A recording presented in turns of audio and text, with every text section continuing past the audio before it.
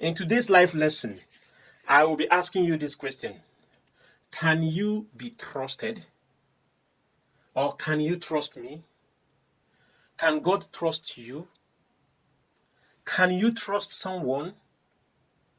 And if you can trust someone, what are the criteria? How can God trust you? If someone should trust you, how? Why? And how are you sure that person can really trust you? And if you have issue of trust, stay tuned.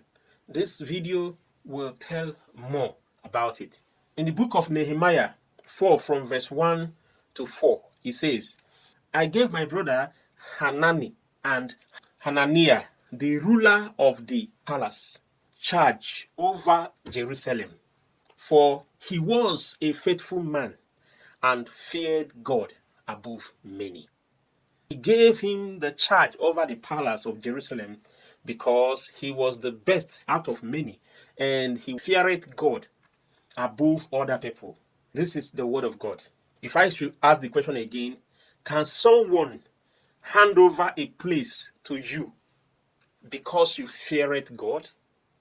Or can you hand over a place, your palace, to the hand of someone because he is a believer? I have a story which I may tell in this video. If you stick to the end, you will hear my own personal story about this issue of giving someone your place.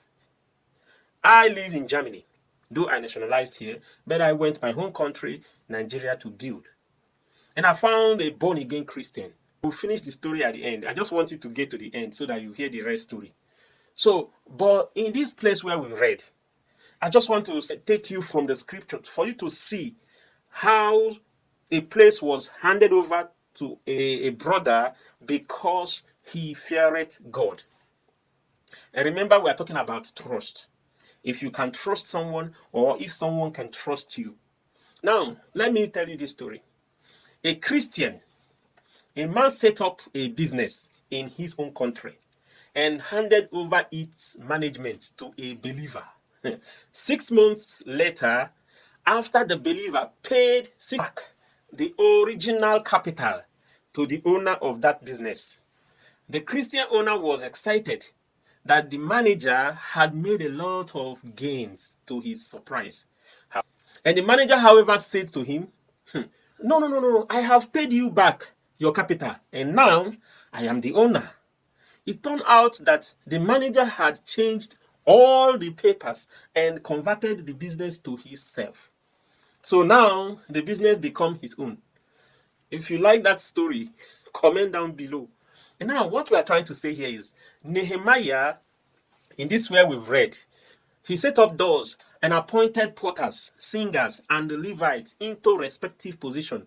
More significantly, he gave his brother Hanani charge over Jerusalem. The decision was not based on infinity, but on faithfulness. He also trusted the city to Hananiah, whom he described as a faithful man that feared God greatly. Hananiah was already the ruler of the palace, and the testimony of Hananiah shows that he was faithful in the task. Desiring to serve God is a noble one indeed, but qualities such as fears of God and faithfulness should be the basis of which such workers are selected. It is unfortunate that a number of Christians today cannot be trusted. They cannot keep watch over money. Can you be trusted, I ask again, as a minister? Do members of your congregation trust you as a believer? Can people keep their money or valuable assets with you and feel safe? Be careful. God watches everyone. Be a shining light in the midst of darkness. Yes, the period we are now is too dark. It's too filthy.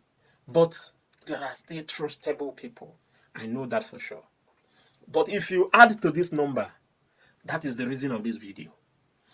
Carelessness over God's assets will not go unpunished.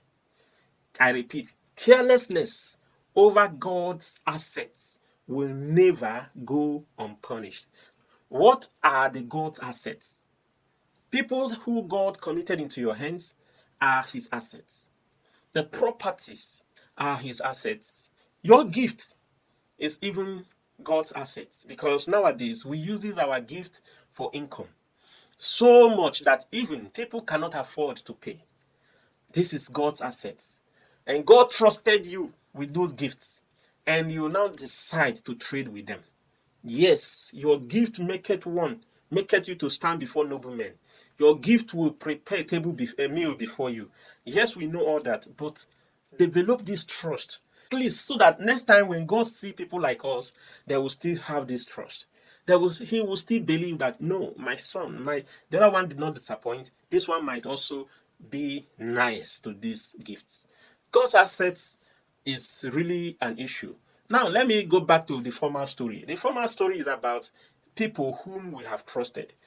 I forgave that guy who betrayed me simply because I might have as well offended someone. But the issue here is that I went to Nigeria and I bought a house. So my plan on renovating the house, the guy who claims to be born again, he was to me like a beloved brother.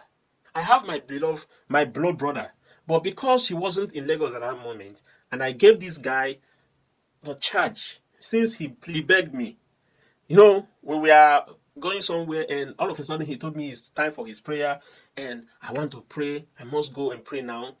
And then I said to myself, oh, this guy is not just a brother, he is a believer.